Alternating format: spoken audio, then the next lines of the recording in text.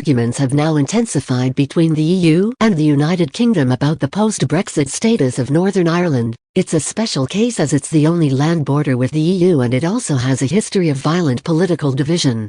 A protocol named the Northern Ireland Protocol was introduced to prevent a hard border to be created once again between Ireland and Northern Ireland. Instead of a hard border, all goods moving across the Irish Sea from Great Britain into Northern Ireland must follow EU rules even if they never end up leaving the United Kingdom. Both sides agreed and signed this protocol, which is now part of international law, but they have struggled to make it work in practice.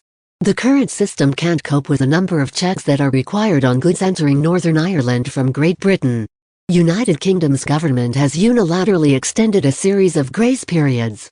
But even with an extension of grace period, Northern Ireland authorities are struggling to deal with the demand of goods. Northern Ireland's chief vet Robert Huey said in April that his team was conducting more checks on products of animal origin moving across the Irish Sea than France was at all its ports. It was also conducting around 325 documentary checks every day, whilst Rotterdam, which is one of the most busiest ports in the world, only had 125 checks.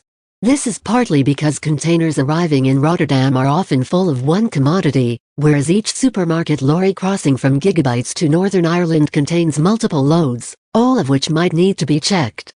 Northern Ireland's Department of Agriculture, Environment and Rural Affairs told the BBC a weekly average of 2,460 documentary checks, 2,200 identity checks, and 170 physical checks were being carried out in the 6-week period from the 21st of April to the 6th of June. If all the current grace periods expired, Mr. Huey has said his team would need to conduct nearly as many checks on food as were being conducted in the whole of the EU. And he has only 12 vets.